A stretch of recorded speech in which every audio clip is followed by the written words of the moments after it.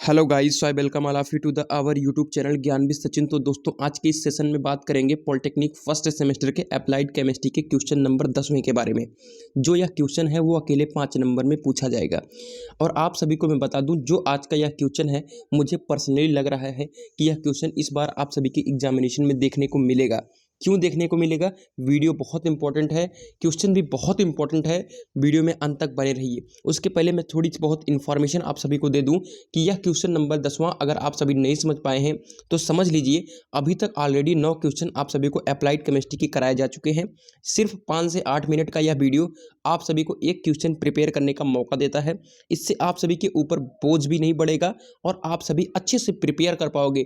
तो मैं आप सभी से निवेदन करूंगा, विनम्र निवेदन करूंगा कि आप सभी अगर अभी तक 9 वीडियोस नहीं देख पाए हो केमिस्ट्री के, और फिजिक्स के नहीं देखे हो, मैथ के नहीं देखे हो, तो डिस्क्रिप्शन बॉक्स में लिंक गिवन है या चैनल पर चले जाइए, प्लेलिस्ट है वहां से देख लीजिए। सही बता रहा हूं, आप सभी का कहीं ना कहीं बेहतर परफॉर्मेंस आप सभी को देखने को मिलेगी अप्लाइड केमिस्ट्री में, बिकॉज सबसे ज़्यादा बैक इस अप्लाइड केमिस्ट्री में ही आती है। तो वो जो 5 नंबर वाले इंपॉर्टेंट क्वेश्चन हैं वो आप सभी को पॉलिटेक्निक फर्स्ट सेमेस्टर में बहुत मदद करने वाले हैं। तो चलिए आगे कंटिन्यू होते हैं। साथ ही साथ अगर आपने पॉलिटेक्निक फर्स्ट सेमेस्टर का क्रैश नोट्स हिंदी में नहीं ज्वाइन करा है इंपॉर्टेंट क्वेश्चंस का, तो अभी ज्वाइन कर लो। आप सभी के लिए बेहतर है कि आप सभी के जो भी बचे हुए दिन हैं उसमें आप सभी पढ़कर अपने पासिंग मार्क्स के ज़्यादा नंबर हासिल करने में आप सभी को मदद मिलेगी। अगर आप सभी विद्या क्वेश्चन बैंक खरीद रहे हो उसमें आप सभी को चीज़ें ढूंढनी पड़ेंगी, लेकिन यहाँ पर सारी चीज़ें हाईलाइटेड है। बिल्कुल आप सभी को बस प्रिपेयर करना है और जाना है, PDF फॉर्मेट में आप सभी को मिल जाएगी। सिर्फ आपको क्या करना है, इस नंबर पर कॉल या व्हाट्सअप करना है। इस नंबर पे कॉल या व्हाट्सअप करके आप प्राप्त कर सकते हो और कोर्स की प्राइस 19 रुपये रखी गई है। आगे बढ़ते हैं, आज के क्वेश्चन को डिस्कस करते हैं। ठीक है, जो ये क्वेश्चन है उसका जो है ये पूछा जाता है बफर सॉल्यूशन के रूप में। ठीक है, अगर आपसे बफर सॉल्यूशन वो भी 5 नंबर में पूछ लिया गया तो सिर्फ इससे कम तो आप सभी को नहीं लिख कर आना है। ये मैं आप सभी से बार बार कह रहा हूँ कि इससे कम तो नहीं लिख कर आना है। ठीक है, बफर सॉल्यूशन के बारे में। ठीक है, चलिए बफर सॉल्यूशन को डिस्कस करते हैं। ऐसा विलयन होता है बफर सॉल्यूशन जिसमें कोई भी प्रबल अम्ल और प्रबल क्षार की हल्की सी मात्रा अगर हम मिलाएंगे तो जो उसका pH मान है वो चेंज नहीं होगा, यही बफर सॉल्यूशन कहलाता है। ठीक है, क्लियर हो गई बात।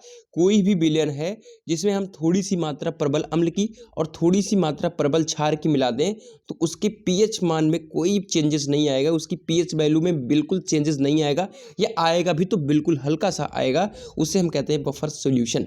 ठीक है, बफर सॉल्यूशन जो होता है उसमें थोड़ी मात्रा अम्ल या क्षार के मिलाने पर जो pH मान में परिवर्तन का विरोध करती है, जो भी रिएक्शन होता है वही आप सभी का बफर क्रिया कहलाती है। ठीक है, a solution which can resist the change of pH value on addition of small amount of acid or base is called buffer solution.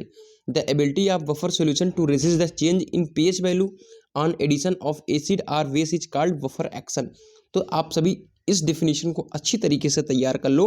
तैयार करने से पहले समझ लो कि कोई भी विलयन है, कोई भी सॉल्यूशन है जिसमें हम स्मॉल अमाउंट, छोटा सा मतलब बहुत हल्की सी मात्रा हम मिलाएंगे, किसकी? एसिड की या बेस की। ठीक है, तो उसके pH वैल्यू में कोई हमको परिवर्तन, चेंजेस देखने को नहीं मिलेगा, वही बफर सॉल्यूशन है।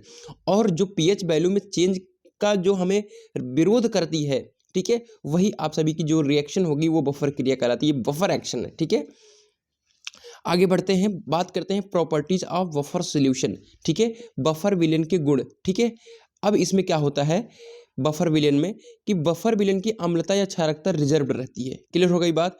बफर विलयन में जो अम्लता होगी, जो एसिडिटी होगी या बेसिडिटी होगी, आपकी क्षारकता होगी, वो रिजर्व्ड होगी। ठीक है, वो रहेगी। बफर विलयन में अपने pH मान में परिवर्तन का विरोध करती है, जैसे कि डिफिनेशन से ही पता चला है कि जो बफर सॉल्यूशन है उसमें pH मान में उसको चेंज नहीं आना चाहिए, वही बफर सॉल्यूशन है। तो pH मान में जो परिवर्तन होता है उसका विरोध करती है। ठीक है, बफर जो प्रबल अम्ल या प्रबल क्षार की अम्ल मात्रा मिलाने पर बफर विलयन के pH मान में परिवर्तन होता है वो बहुत कम होता है। ठीक है, जब किसी भी सॉल्यूशन में हम प्रबल अम्ल या प्रबल क्षार मिलाएंगे उसमें परिवर्तन जो होगा pH मान का वो बिल्कुल भी नहीं होगा, या होगा तो बहुत कम होगा, यही है आपका बफर सॉल्यूशन। ठीक है, तो इसमें pH मान में अगर परिवर्तन भी होता है तो बहुत ही कम मात्रा का, नाम मात्र का होगा। ठीक है, अगर आप सभी चाहते हैं कि विलयन को हम कम कर दें, मतलब एकदम हल्का कर दें, तनु कर दें, तो विलयन के pH मान में कोई परिवर्तन नहीं होता, फिर भी कोई परिवर्तन नहीं होता। ये आपके प्रॉपर्टी हैं बफर सॉल्यूशन के। ठीक है, अब जो बफर विलयन होते हैं ना, दो प्रकार के होते हैं, एक तो अम्लीय बफर होता है, एक क्षारीय बफर होता है। अब ये चीज़ आप सभी को कन्फ्यूज करेगी कि आप सभी इसमें दुर्बल अम्ल, प्रबल क्षार, दुर्बल क्षार, प्रबल अम्ल, इसमें आप कन्फ्यूज हो जाओगे, ठीक है।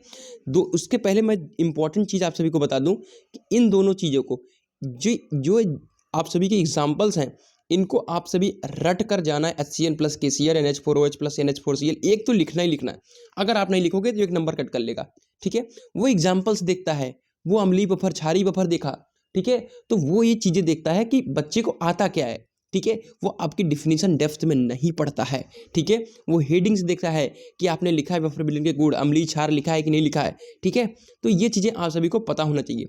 अब अम्लीय बफर है तो इसमें जो भी अम्लीय होगा उसमें हम कम वाला लगाएंगे, जो कमजोर वाला होगा, ठीक है। जैसे अम्लीय है तो उसमें कम वाला लगाएंगे, क्षारीय है तो कम क्षार वाला लगाएंगे, ठीक है। क्लियर हो गई बात। मतलब जो भी अम्लीय बफर है या क्षारीय बफर है उसमें जो अम्ल की मात्रा होगी वो कमजोर होगी। इतनी चीज याद रखनी है आपको।